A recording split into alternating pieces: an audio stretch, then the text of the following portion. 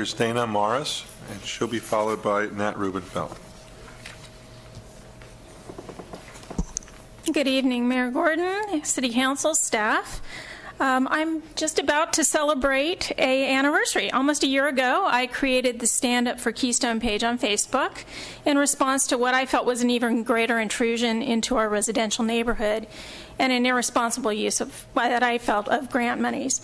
I want to thank Mayor Gordon and Vice Mayor Frutos for expressing their concerns about the city funding associated with the Keystone Bicycle Boulevard at the last City Council meeting. You've inspired me to return to address this important topic. Last September 10, I came to you with my concerns about a federal Safe Routes to School grant that had been secured by the city of Burbank, and a number of proposed ways that the money would be spent, including many physical changes to Keystone, a two-lane street that measures less than 36 feet wide. As with most grant funding, the city will be required to come up with a percentage of the overall cost of the project funded by the grant. As I understand it, in this case, it would be 10% of the overall project.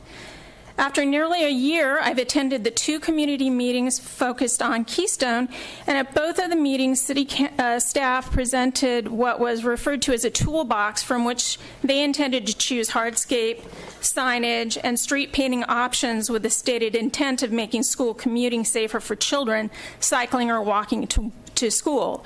The overwhelming feeling from the residents that were in attendance was that many of the suggested options were only going to further confuse and congest this narrow, heavily traveled street.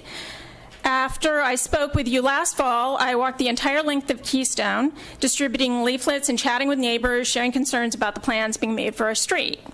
I was stunned to note that at every single block of Keystone, from Riverside Drive in the south to Pacific Avenue just below Empire Center, was marked with a bicycle route sign. I also learned that Safe Routes to School money was only going to be frosting on a cake that was baked years ago.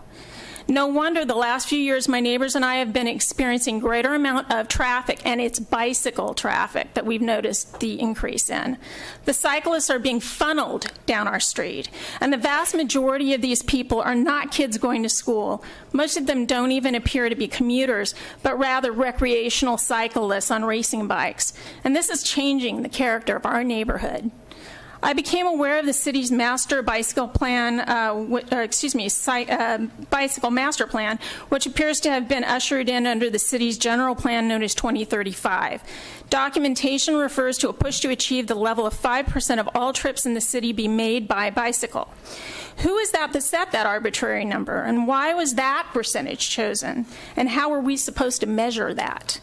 I suggest that there are a couple of ways you can achieve that number. You can either get 5 out of every 100 people who typically would drive their cars through the city to hop on bikes, or you could increase the overall number of trips taken in the city by adding packs of cyclists from out of town.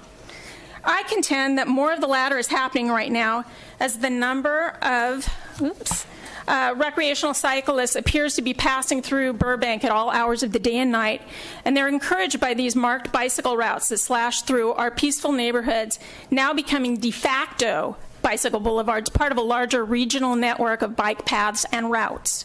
And now, come September 16, a new California law will effectively turn narrow little Keystone Street into a bicycle boulevard. SB 1464, which is also known as Gimme 3, mandates a new 3-foot buffer rule requiring cars to keep at least 3 feet of distance between themselves and cyclists. Given that we're still allowed to park our cars on the street, unless a driver dares to veer into the oncoming traffic, he or she will be forced to creep down the road behind the cyclists, and I guarantee you this will not be a traffic calming experience. I understand that the new law will impose a $35 fine upon drivers who do not observe the 3-foot buffer and a $220 fine if they collide with a cyclist. By the way, there are no provisions to penalize cyclists who veer too close to cars very suddenly. I understand that while the City Council could not have known that the bicycle route they established along Keystone many months ago would be affected by the overlay of this new state law, your bicycle policy has set the stage for a great deal of tension. I urge you to reconsider the bicycle route along Keystone Street. It's been my suggestion to staff that they could even repurpose the signage by posting it along another more appropriate and better lighted route. Several times I've heard city staff say nothing is set in stone. If that is true, it's not too late to find a more appropriate place for a regional bicycle route. Stand up for Keystone. Thank you very much.